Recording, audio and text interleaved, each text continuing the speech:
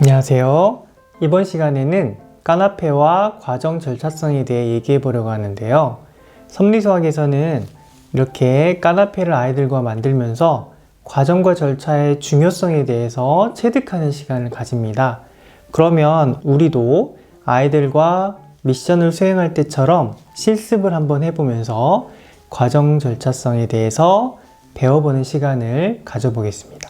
아이들과 할 때 미션은 까나페를 만들어서 이렇게 배치를 일렬로 하는데 같은 종류의 까나페가 계속 반복돼야 된다.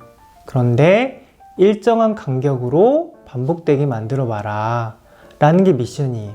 그러면 그 일정한 간격이 뭐 2개마다 나올 수 있고 3개마다 나올 수 있고 다양하겠죠.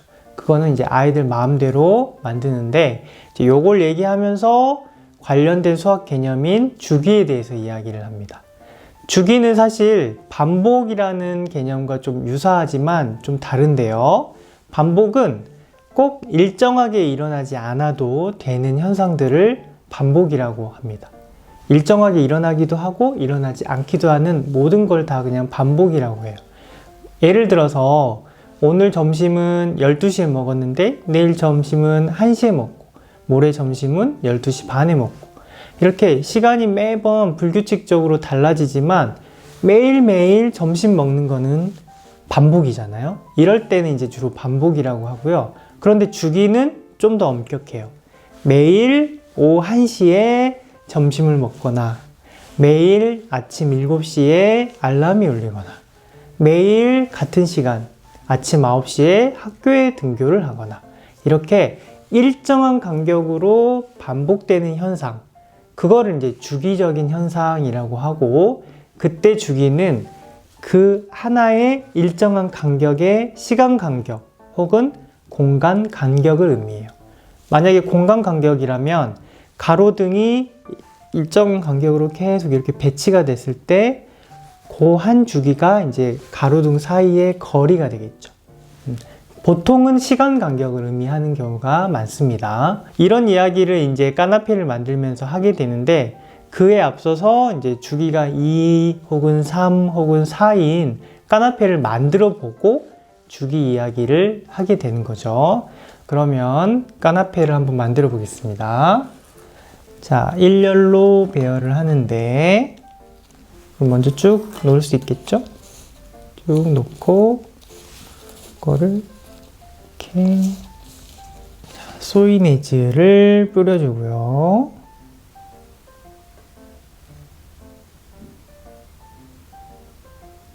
자, 이제 주기가 몇인 까나페를 만들지 과일을 어떻게 올리느냐에 따라 결정이 되겠죠. 그 전에 바나나를 또 이렇게 올려줍시다. 바나나를 올려주고 제 취향에 따라서 다양하게 자기가 좋아하는 과일 위주로 해도 됩니다. 그 다음에 소이네즈도 약간만 뿌려주고요. 좀 더 풍성해졌죠? 자, 그 다음에 방울토마토, 블루베리, 또 방울토마토,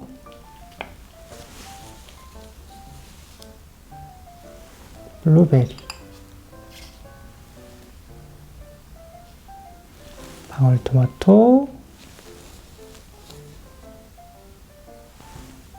블루베리. 이렇게 만들었다. 그러면 주기가 몇일까요? 방울토마토가 맨 위에 있는 까나페가 한 번, 두 번, 한 번, 두 번마다 나오니까 이 까나페는 주기가 2인 까나페가 되는 거죠. 마찬가지로 주기가 3인 까나페도 한번 만들어 볼게요. 아이들한테 주기가 2건, 3이건, 4건 이렇게 같은 종류의 까나페가 일정한 간격으로 반복이 되게끔 만들어 보렴. 이게 까나페의 미션입니다. 바로 얹어 볼게요. 다음에 방울토마토, 블루베리.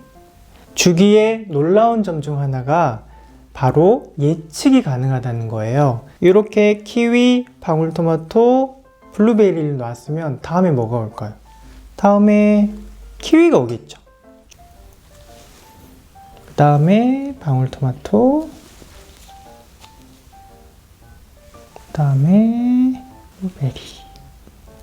이렇게 주기를 알게 되면 다음에 뭐가 나올지 예측이 가능합니다. 그러면 이제 일상에서의 주기적인 현상으로 한번 확장을 해볼게요. 우리가 매일 하루하루를 반복해서 살아가는 매일매일, 그것도 주기고, 일주일, 월화수목금토일, 월화수목금토일도 일정한 간격으로 반복이 되죠.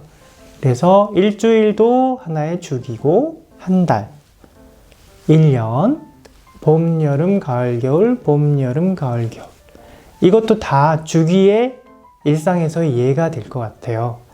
또 지구의 자전주기, 공전주기, 사람의 띠, 자축, 인묘, 진사오미, 신유, 술해 12번마다 이렇게 반복이 되죠. 띠가 12년마다.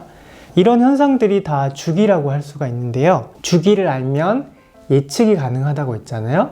그러면 어떤 좋은 점이 있을까요? 예를 들면 지진이나 화산의 주기를 알게 되면 우리가 앞날의 위험을 미리 대비할 수가 있겠죠.